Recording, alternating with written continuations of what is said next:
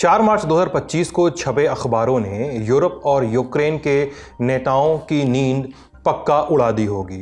ख़ास तौर पर यूक्रेन के राष्ट्रपति व्लादिमीर ज़ेलेंस्की तो इस दिन छपी खबरों से ज़रूर बेचैन हुए होंगे। ज़्यादातर अखबारों की हेडलाइन कुछ यूँ थी कि Trump halts military aid to Ukraine, यानी डोनाल्ड ट्रंप ने यूक्रेन को दी जाने वाली सैन्य सहायता रोक दी है। ये खबर व्हाइट हाउस के एक अधिकारी के हवाले से सामने आई है। अमेरिका और यूरोप में आज की सबसे बड़ी खबर यही है। रूस यूक्रेन युद्ध की शुरुआत से ही अमेरिका यूक्रेन का सबसे बड़ा समर्थक रहा है। उसने अरबों डॉलर के हथियार यूक्रेन को दिए हैं, पर सत्ता में आते ही ट्रंप इस मदद को रोकने की धमकी दे रहे थे और अब खबर आई है कि यूक्रेन की मदद रोक दी गई है। जानकारों का कहना है कि बिना अमेरिकी मदद के यूक्रेन का इस जंग में टिका रहना भी मुश्किल है, पर यूरोप और यूक्रेन के लिए अमेरिका से आई यही अकेली बुरी खबर नहीं थी। अमेरिकी अखबारों ने सूत्रों के हवाले से दावा किया कि ट्रंप रूस के खिलाफ लगे प्रतिबंधों को हटाने की फिराक में है। अगर ये बात सही निकलती है तो आने वाले समय में हम एक नया वर्ल्ड ऑर्डर देखेंगे, जहां अमेरिका और रूस मिलकर दुनिया चलाने की कोशिश करेंगे। तो आज के शो में हम जानेंगे कि अमेरिका ने यूक्रेन की मदद क्यों रोकी, क्या यूक्रेन ये जंग हार जाएगा, और साथ में जानेंगे अमेरिका रूस से दोस्ती क्यों चाहता है। नमस्ते, हम हैं सिद्धांत और आप देख रहे हैं लल्लन टॉप का अंतर्राष्ट्रीय खबरों का रोजाना का कार्यक्रम दुनियादारी, जहां आज चर्चा रूस यूक्रेन जंग की। Brought to you by Sensodyne K। बस पैक नहीं है। एसएलएस पैराफिन और दूध का करंट भी कौन तो लाइफ का करंट ऑन कुछ भी तो ट्राई करके देख ले। सेंसोडेंट के toothpaste for sensitive teeth. Trump Ukraine की सैन्य सहायता रोकने की धमकी तो लंबे समय से दे रहे थे। उन्हें राष्ट्रपति बने महीने भर भी से भी ज्यादा हो गया है, फिर उन्होंने अब जाकर ये सैन्य सहायता क्यों रोकी? अभी ऐसा करने की स्थिति कैसी बनी? इसकी दो बड़ी वजहें हैं। नंबर एक, 28 फरवरी को ज़ेलेंस्की अमेरिका पहुंचे हुए थे, अमेरिका के साथ मिनरल्स डील्स साइन करने। इसके पहले व्हाइट हाउस के ओवल ऑफिस में उनकी ट्रंप और अमेरिका के उपराष्ट्रपति जेडी वांस के साथ एक प्रेस कॉन्फ्रेंस रखी गई थी। इस दौरान ज़ेलेंस्की की ट्रंप और वांस के साथ एक जबरदस्त और तीखी बहस हुई थी। इसके बाद ज़ेलेंस्की व्हाइट हाउस छोड़कर भी चले गए थे। अमेरिकी मीडिया में इसे ट्रंप के इस फैसले की एक वजह बताया जा रहा है। अब दूसरी वजह, 3 मार्च को ज़ेलेंस्की ने कहा कि रूस के साथ जंग खत्म करने में अभी बहुत समय लगने वाला है। ज़ेलेंस्की का यह बयान जब मीडिया में आया तो फौरन ट्रंप ने इस पर तीखी प्रतिक्रिया दी। 3 मार्च को ही उन्होंने अपने social media platform truth social में लिखा कि ज़ेलेंस्की इससे बुरी बात नहीं कर सकते हैं। अगर ऐसा ही चलता रहा तो अमेरिका यूक्रेन का साथ नहीं दे पाएगा। यूक्रेन बिना अमेरिका की मदद के कुछ नहीं कर सकता। जानकार कहते हैं कि इन दो वजहों से ट्रंप ने यूक्रेन की मदद रोकी है। इस खबर के बाद यूरोप और अमेरिका की डेमोक्रेटिक पार्टी की तरफ से तीखी प्रतिक्रिया सामने आई है। उनका कहना है कि ट्रंप के फैसले से पुतिन का ही फायदा हुआ है। ऐसा लगता है कि ट्रंप यूक्रेन को सरेंडर करने के लिए मजबूर कर रहे हैं। अब तक ट्रंप ने खुद इस फैसले का ऐलान नहीं किया है, लेकिन 3 मार्च तक वो यूक्रेन के साथ मिनरल्स डील साइन करने को तैयार दिख रहे थे। हमने मिनरल्स डील के बारे में दुनियादारी के एक एपिसोड में विस्तार से चर्चा की है, लिंक आपको डिस्क्रिप्शन में मिल जाएगा। हमने अंतर्राष्ट्रीय मामलों के जानकार प्रोफेसर मोहसिन रजा से पूछा कि एक तरफ ट्रंप यूक्रेन की सैन्य मदद रोक रहे हैं और दूसरी तरफ वो उसके साथ मिनरल्स डील भी करना चाहते हैं, ऐसा क्यों है? वो दिखाना चाह रहे हैं कि मैंने कुछ अचीव किया है अपने वोटर्स को, और उनके दिमाग में भी वो एक तरह की अकाउंटिंग रखते हैं कि मैंने कितना दिया, कितना लिया।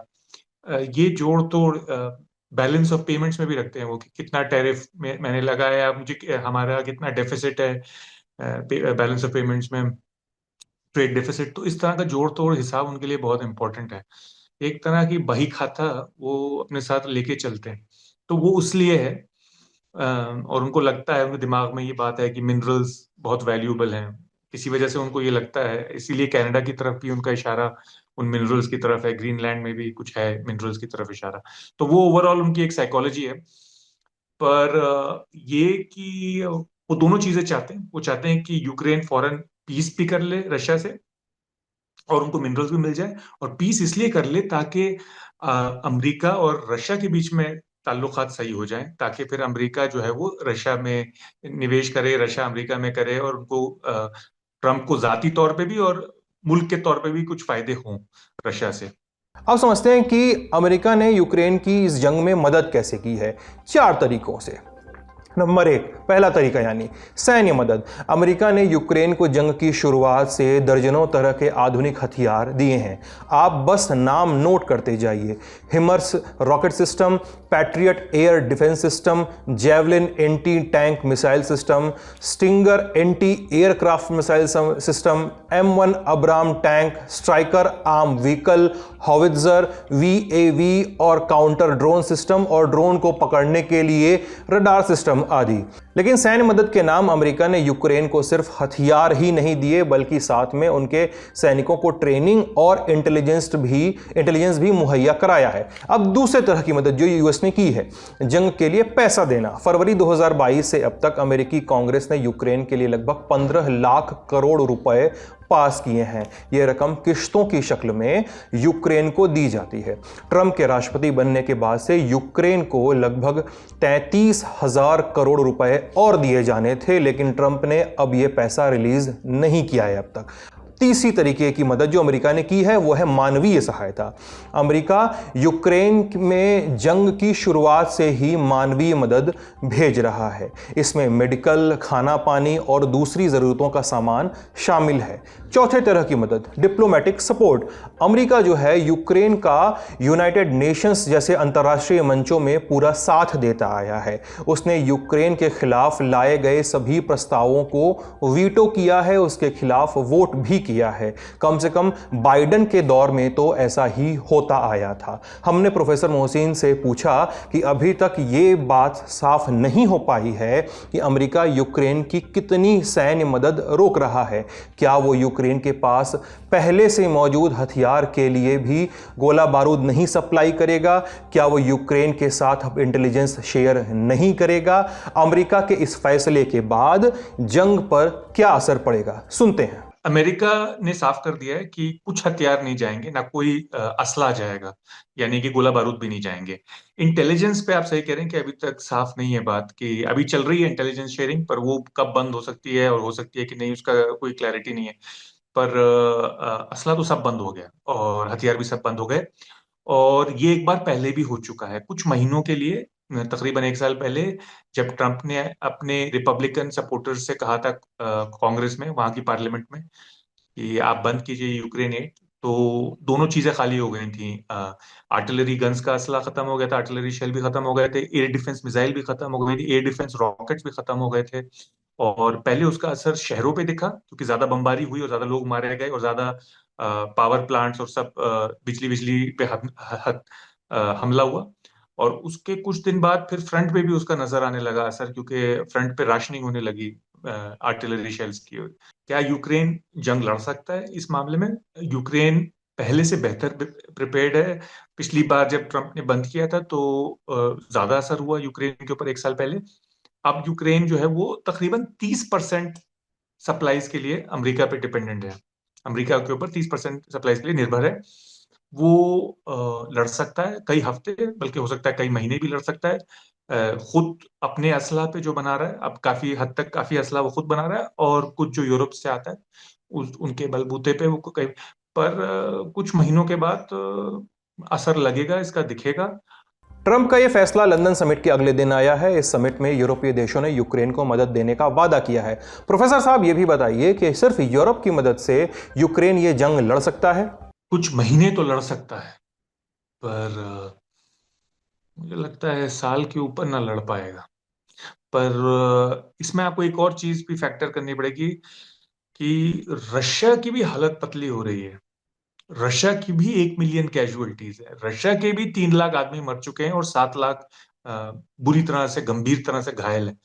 तो रशिया भी ये जंग अब ज्यादा दिन नहीं लड़ सकता। इस बात को लोग नजरअंदाज कर रहे हैं पूरे इंटरनेशनल मीडिया में, कि रशिया की क्या हालत है। एक तरफ तो वो रशिया को पहलवान की तरह दिखाने की कोशिश कर रहे हैं, रशिया की खुद हालत बहुत खराब है और नाजुक है। रशिया खुद, पुतिन खुद चाहते हैं कि ये जंग जल्दी से जल्दी खत्म हो। इस चैप्टर को यहीं रोकते हैं। अब अमेरिका और रूस की बात करते हैं। 4 मार्च को रॉयटर्स ने खबर चलाई कि ट्रंप सरकार रूस पर लगाए गए प्रतिबंधों यानी सैंक्शंस को खत्म करने का प्लान बना रही है। व्हाइट हाउस से जुड़े एक सूत्र ने उन्हें यह जानकारी दी थी। खबर के मुताबिक व्हाइट हाउस ने स्टेट और ट्रेजरी डिपार्टमेंट को रूस पर लगाए प्रतिबंध की लिस्ट देने को कहा है, जिसके बाद इन प्रतिबंधों की समीक्षा की जाएगी। जंग के बाद अमेरिका ने रूस पर सैकड़ों प्रतिबंध लगाए हुए हैं। रूस दुनिया के सबसे बड़े तेल उत्पादकों में से एक है, लेकिन इन प्रतिबंधों के चलते वो दुनिया में तेल नहीं बेच पा रहा है। जब से ट्रंप आए हैं तब से वो रूस के साथ लगातार बात कर रहे हैं। 18 फरवरी को रूस और अमेरिका के प्रतिनिधि सऊदी अरब में मिले थे। उन्होंने यूक्रेन पर तो चर्चा की ही, साथ ही बेहतर रिश्ते करने के लिए भी उन्होंने आपस में बात की। फिर 27 फरवरी को दूसरी बार दोनों देशों के प्रतिनिधि तुर्की में मिले। इस मीटिंग में रूस पर लगे अमेरिकी प्रतिबंधों को खत्म करने की चर्चा भी हुई थी। अगर ट्रंप रूस के साथ रिश्ते बेहतर कर लेते हैं तो ये एक ऐतिहासिक फैसला साबित होगा। हम ऐसा इसलिए कह रहे हैं क्योंकि दोनों देश के रिश्ते, उनका इतिहास जो है वो अदावत से भरा हुआ है। टाइमलाइन देखिए, 1941 से 1945 अमेरिका और सोवियत यूनियन ने दूसरे विश्व युद्ध में साथ मिलकर जंग लड़ी नाजी जर्मनी के खिलाफ, लेकिन दूसरे विश्व युद्ध के बाद दोनों के रिश्ते खराब हो गए और फिर कोल्ड वॉर का दौर शुरू हुआ। सोवियत यूनियन के मिखाइल गोर्बाचोव ने अमेरिका के साथ रिश्ते बेहतर करने की कोशिश की, लेकिन वो सफल नहीं हो पाए। 1991 में सोवियत यूनियन का विघटन हो गया। उस समय अमेरिकी राष्ट्रपति जॉर्ज बुश सीनियर और रूसी नेता बोरिस येल्सिन ने दोस्ती की नई शुरुआत की। दोनों देशों ने एक दूसरे को शत्रु न मानने की घोषणा की, परमाणु हथियारों में कटौती की और व्यापारिक संबंधों को मजबूत किया। 1994 में रूस नेटो के पार्टनरशिप फॉर पीस कार्यक्रम में शामिल हुआ और 1997 में दोनों ने एक साथ समझौता किया कि वे अब एक दूसरे के प्रतिद्वंदी नहीं है, लेकिन यह ज्यादा समय तक नहीं चल पाया। 1999 में नेटो का विस्तार हुआ और पुतिन प्रधानमंत्री बने। उन्होंने नेटो के विस्तार का विरोध किया। इससे दोनों के संबंध एक बार फिर बिगड़ने लगे। पुतिन ने सत्ता संभालने के बाद मॉस्को समिट का आयोजन किया। इसमें उन्होंने और अमेरिका के राष्ट्रपति बिल क्लिंटन ने हथियारों में कटौती पर सहमति जताई, लेकिन साल 2001 में सत्ता में आए जॉर्ज डब्ल्यू बुश, उनके कार्यकाल में रिश्ते जटिल हो गए। लेकिन साल 2002 में दोस्ती की एक और कोशिश हुई। उस साल नेटो रूस काउंसिल बनाया गया, लेकिन अमेरिका ने अभी भी रूस की तरफ अपना विस्तार जो था वो जारी रखा। इससे रूस नाराज हुआ और फिर दुश्मनी बढ़ी।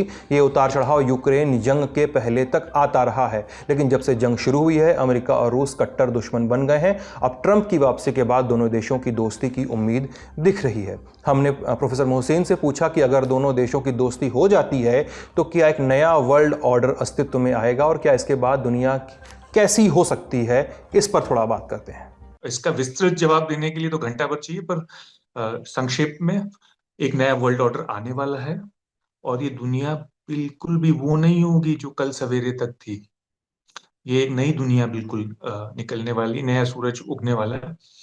और इसमें जो है एक 1945 के और उससे पहले के जमाने में दुनिया जाने वाली है, जहां पे बड़ी पावर्स जो थी वो अपनी ताकत के बलबूते पे अपना स्फीयर ऑफ इन्फ्लुएंस, जिसे कहते हैं कि अपनी हदें जिनमें उनकी ताकत को वो इस्तेमाल कर सकती हैं, वो उजागर होने वाला है वो दुनिया।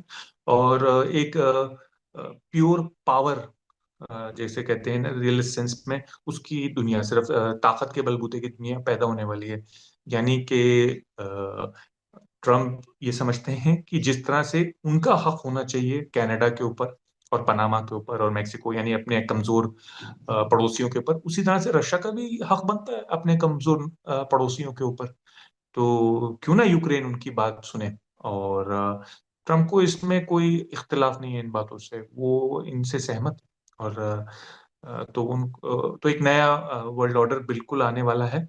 और मैं आपको एक आखिरी चीज बताऊंगा कि वर्ल्ड ऑर्डर जब जाते हैं ना, जब जाना शुरू होते हैं तो एकदम से पता नहीं चलता।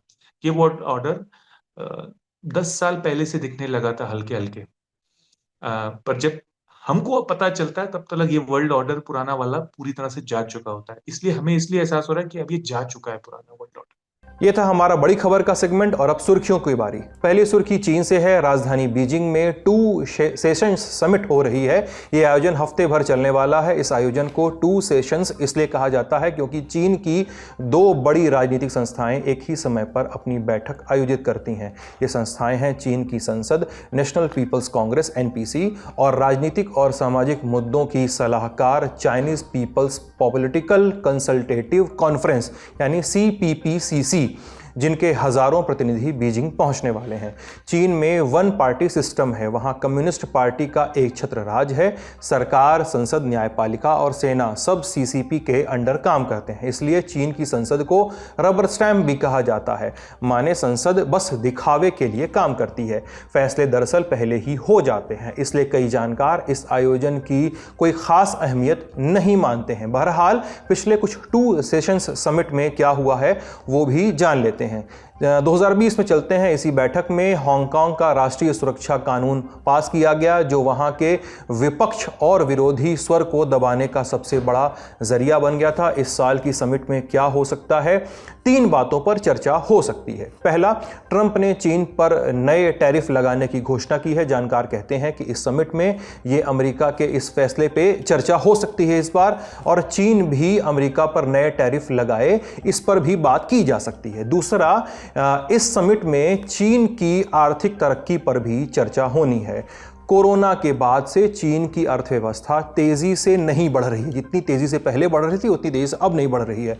नौजवानों की बेरोजगारी दर जो है वो जून 2023 में 21.3% पर पहुंच गई थी। जानकार कहते हैं कि इस समिट में चीन की अर्थव्यवस्था पर भी चर्चा हो सकती है। तीसरा मुद्दा जो उठ सकता है वो है ताइवान के मसले पर।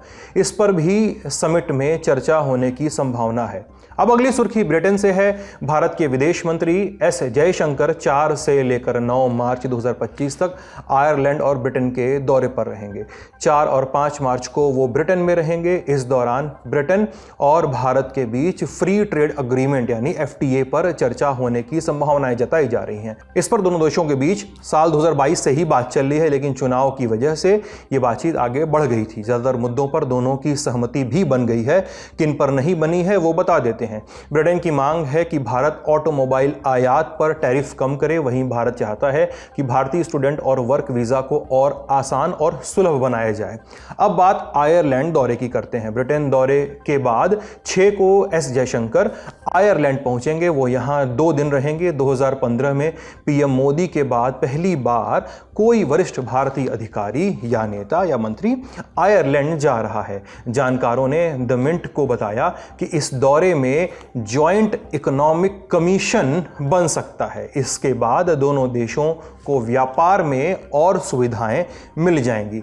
आज का दुनियादारी यहीं समाप्त होता है। अपना ख्याल रखिएगा, स्वस्थ रहिए, मस्त रहिए, देखते रहिए लल्लन टॉक। बहुत बहुत शुक्रिया।